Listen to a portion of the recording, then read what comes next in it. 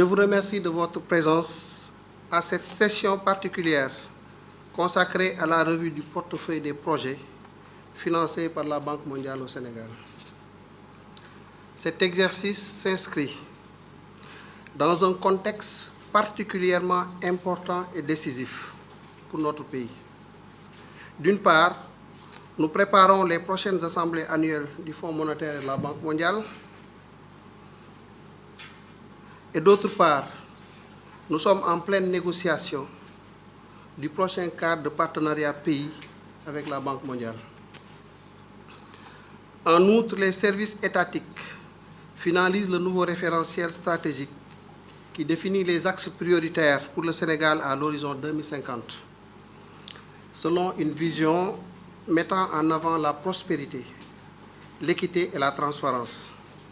Il est donc impératif que notre portefeuille de projets soit orienté en fonction de nos nouveaux axes stratégiques afin de répondre aux priorités nationales et de garantir une meilleure allocation de nos ressources. Je voudrais également saisir l'occasion pour rappeler que cet exercice intervient peu après la présentation des résultats du rapport d'audit sur la gestion des finances publiques, commandité par les autorités, lequel exercice a été conduit en application de la loi 2012-22 du 27 décembre 2012 portant code de transparence dans la gestion des finances publiques. La production de ce rapport d'audit témoigne, si besoin en était, de notre ferme engagement envers une gestion rigoureuse, transparente et efficiente des finances publiques. Pour rappel, le Sénégal est le premier pays de l'UEMOA à avoir sacrifié à cette exigence du code de transparence. Comme vous l'avez constaté, dans la communication du gouvernement, le rapport met en évidence des insuffisances notoires et souligne des défis à relever pour optimiser l'usage efficient de nos deniers publics. D'ores et déjà, et dans l'attente de la réception des observations de la Cour des comptes, le gouvernement réaffirme sans équivoque sa volonté à améliorer la gouvernance financière et à renforcer notamment l'intégrité du cadre de gestion de la dette et du budget, afin d'éviter que pareille situation ne se reproduise par la mise en œuvre d'actions concrètes et bien identifiées. À cet égard, je puis vous assurer qu'une communication transparente et responsable sera engagée pour préserver la confiance des partenaires et du marché.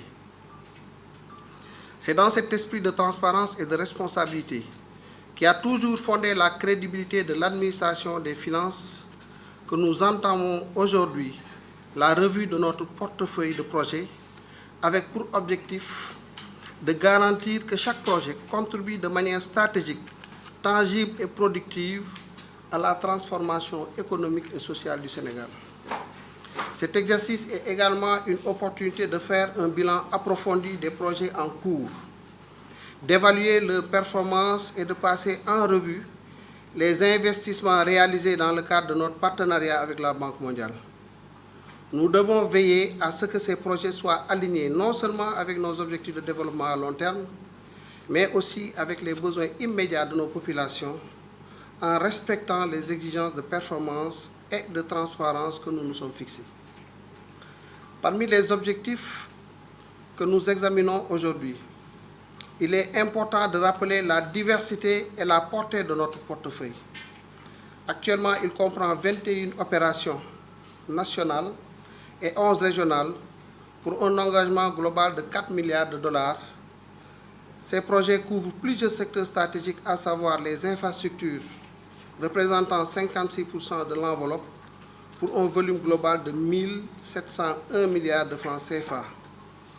Le développement humain, avec 23% de l'enveloppe, soit 699 milliards de francs CFA, et le développement durable, 16%, soit 495 milliards de francs CFA.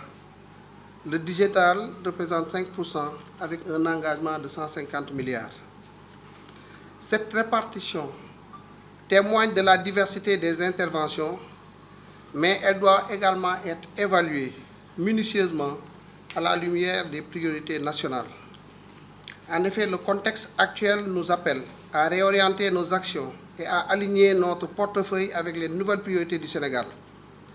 La nouvelle stratégie nationale de développement 2025-2029, qui s'inscrit dans la vision Sénégal 2050, nous impose de revoir notre approche pour une transformation économique et sociale durable. Nous devons œuvrer à promouvoir un développement endogène, axé sur la valorisation de notre capital humain et l'émergence de pôles territoriaux compétitifs. Chaque projet, actuel ou futur, doit s'inscrire dans une dynamique pour assurer sa pertinence et son efficacité à long terme. Ce référentiel de politique publique représente notre boussole pour les années à venir et il est crucial que nos engagements financiers soient alignés à ces objectifs. Ceci m'amène à aborder une question cruciale, la gestion de nos dépenses publiques. À la lumière des évaluations menées, il est impératif de rationaliser les dépenses allouées au projet en les orientant davantage vers les activités qui ont le plus d'impact. En effet, notre responsabilité première est de préserver les ressources publiques, de les utiliser à bon escient et d'éviter tout gaspillage.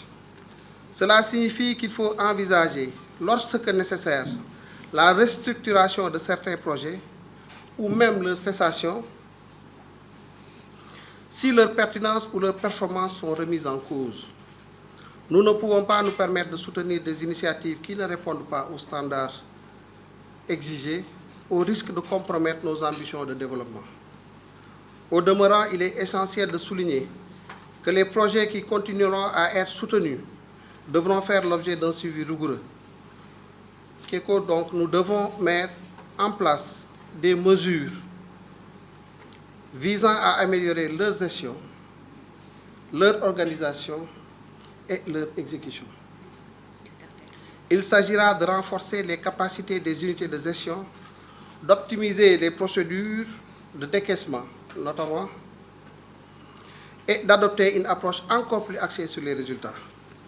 Une telle démarche garantira non seulement une meilleure efficacité, mais elle renforcera également la transparence et la responsabilisation dans l'utilisation des fonds qui sont alloués. Aussi voudrais-je annoncer que nous allons dorénavant introduire le costing unitaire dans la gestion des projets. Un nouveau système de contrôle des coûts est devenu nécessaire. Cela va consister à compter jusqu'à l'impact de chaque franc CFA investi.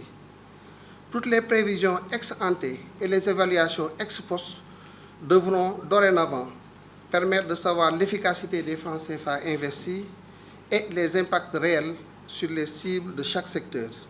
C'est en changeant de paradigme de comptage basé sur le rapport coût-impact que nous allons avancer dans l'efficacité et l'efficience de nos interventions. Je vous exhorte à identifier les chaînes de résultats de chaque projet en liant les résultats aux ressources allouées. Les résultats consomment des activités et ces dernières consomment des ressources, que ce soit humaines ou matérielles. En conclusion, je tiens à raffirmer l'engagement sans faille du gouvernement à travailler en étroite collaboration avec la Banque mondiale et tous les partenaires au développement. Notre ambition commune est de maximiser l'impact des projets en cours tout en garantissant que ceux-ci participent pleinement à la transformation structurelle de notre économie et au bien-être de nos populations. Ensemble, nous continuerons à bâtir un Sénégal plus prospère, plus juste et plus souverain grâce à une gestion rigoureuse et transparente de nos ressources publiques. Je vous remercie de votre